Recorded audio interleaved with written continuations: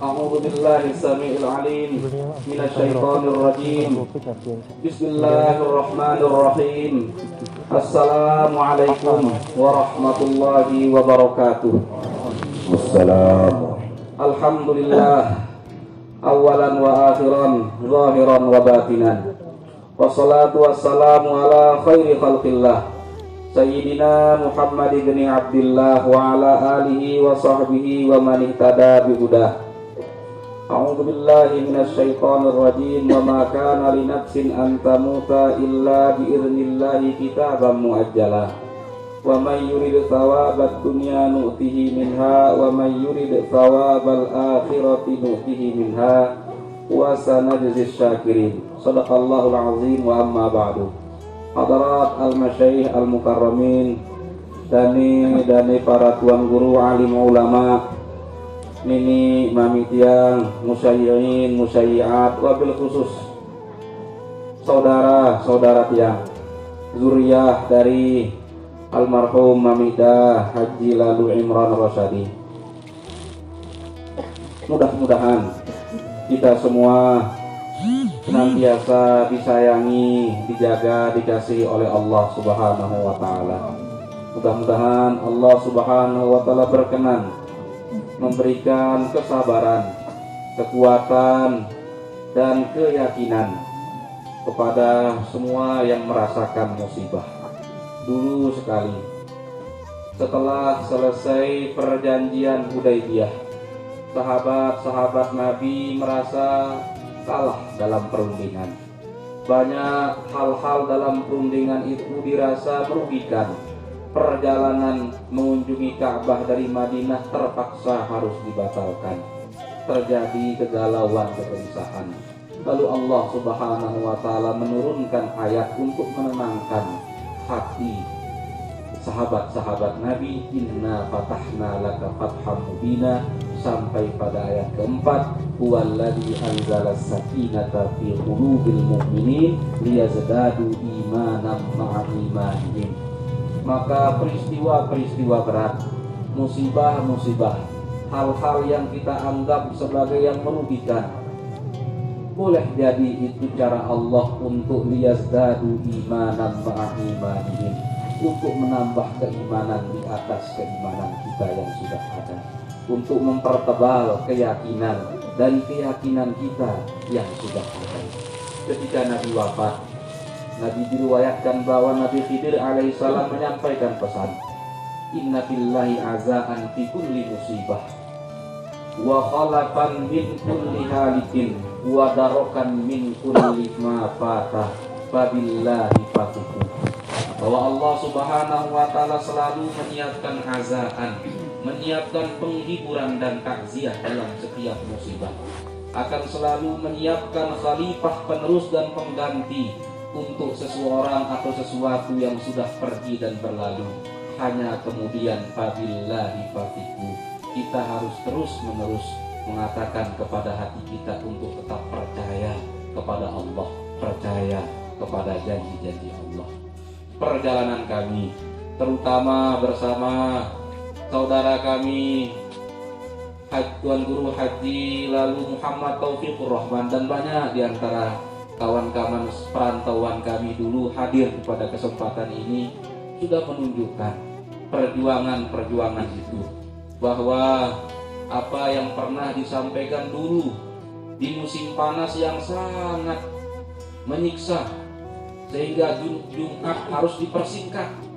Pada masa Muawiyah ibnu Abi Sufyan menjadi khalifah Amirul Mukminin, ada satu hari di hari Jumat panasnya sangat-sangat menyengat, sehingga sholat Jumat harus dipersingkat. Khutbah beliau saat itu adalah satu kalimat, ibadallah ittaqullah wa'lamu annallaha khalaqakum wa lam yamsakum wa wa'adhakum wa lam yuhmilkum. Bertakwalah kepada Allah dan ingat-ingat Allah menciptakan kita tidak untuk melupakan kita. Allah Subhanahu wa taala bima syaa wa kaifa syaa, dengan cara yang Allah kehendaki dan bentuk yang Allah sukai, Allah selalu akan memberikan kita mau'izah, memberikan kita satu peringatan yang lembut di hati kita. Maka benar ucapan Nabi Muhammad SAW, salah satu mau'izah yang datang dari Allah adalah kematian. Kafa bil mauti wa'izah. Cukuplah kematian itu sebagai pemberi mau'izah. Kematian bukanlah seseorang. Kematian bukanlah sesuatu yang memutuskan hidup. Tetapi kematian atau al-maut adalah situasi yang menunjukkan kita berpindah dari satu kehidupan kepada kehidupan yang lain. Manusia akan mengalami 3 kehidupan. Kehidupan dunia, hayatun barzakhiyah, kehidupan di barzakh, dan terakhir hayatun ukhrawiyah, kehidupan akhirat. Maka sejak tadi malam almarhum mamita kami sudah selesai kehidupan dunianya. Maka dengan al-maut mamita akan pindah kepada kehidupan yang kedua, yaitu kehidupan di alam barzakh yang masih menjadi perkara gaib untuk kita, tetapi bagi almarhum nantinya bukan lagi menjadi perkara gaib.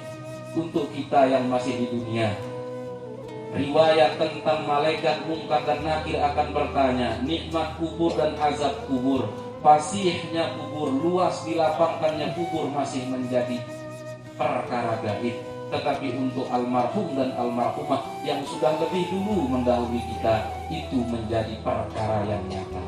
Bapak Ibu al-mukarramun, para tuan guru yang hormati dan muliakan, mami kami dari zahir dan secara lahiriah menjalani hidup kehidupan di dunia ini ala atammi wajhiha, sudah sesuai dengan batas-batas kemampuannya. Secara lahiriah kita melihat anak-anak dan zuriyah beliau sudah dididik, sudah diarahkan kepada hal yang baik. Maka tugas sebagai orang tua yaitu tabyin wa taujih, menjelaskan dan mengarahkan. Alhamdulillah secara lahiriah sudah bisa kita lihat hasilnya secara nyata. Tugas kita adalah tabyin wa taujih, menjelaskan dan mengarahkan. Maka dengan begitu berpindahnya beliau ke alam barzakh, mudah-mudahan mendapatkan nikmat di sana, mendapatkan nikmat kubur, mendapatkan nur, cahaya dari amal-amal kebaikan selama beliau hidup, serta pertambahan dari sedekah jariyah dan doa-doa dari kita semuanya tadi, wabil khusus dari zuriyah beliau nantinya. Bapak Ibu sekalian, kita yang masih hidup ini, mudah-mudahan sebesar-sebesarnya cinta kita kepada hidup, kata ahli bahasa, kalau al-maut itu dibaca pendek, kalau al-hayat itu dibaca panjang dengan adanya alif, itu adalah pertanda semua kita yang hidup lebih mencintai hidup, suka dipanjangkan umurnya. Maka mudah-mudahan kita termasuk daripada orang-orang terpilih, orang-orang yang terbaik yang pernah disampaikan oleh baginda Rasulullah SAW, khiyarukum atwalukum a'maran wa ahsanukum a'malan. Orang-orang yang terpilih di antara engkau semua, orang-orang yang terbaik di antara engkau semua adalah orang-orang yang dipanjangkan umurnya dan terus berusaha untuk memperbaiki amal perbuatannya. Apa yang Tiang sampaikan ini adalah pandangan-pandangan. Walaupun pada dasarnya kalau Tiang yang kena musibah, karena baru pada tanggal 9 Syawal kemarin ibu Tiang meninggal dunia, memang rasanya mudah mengucapkan kata sabar kepada orang lain. Tetapi sesungguhnya kita harus saling menyabarkan.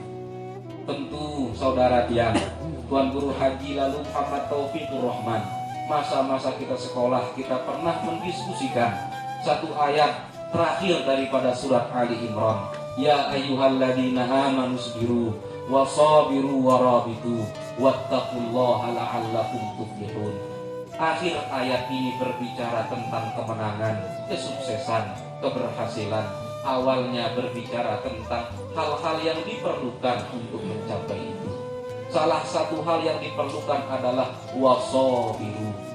Salah satu tafsir dari ayat ini, sabiru itu artinya kesabaran berjamaah, kesabaran kolektif. Satu keluarga itu harus saling menyabarkan. Satu desa itu harus saling menyabarkan. Satu kampung, satu dusun harus saling menjaga dan menyabarkan. Bayangkan, jika 20 orang dalam satu kelompok ada 2 saja yang tidak sabar, yang 18 boleh jadi terkena getahnya, terkena masalahnya. Maka mudah-mudahan kita bisa saling menyabarkan. Keluarga kami di sini bisa saling terus untuk musabarah, saling menyabarkan. Ghafarallahu lil marhum, mudah-mudahan Allah mengampuni almarhum kita, merahmati beliau, menjaga beliau, ruhnya menjadi ruhun muna'amah, diberikan ruh kenikmatan di alam kubur. Amin Allahumma amin. Aqulu qouli hadza wa astaghfirullah lil jami'. Wassalamu alaikum warahmatullahi wabarakatuh.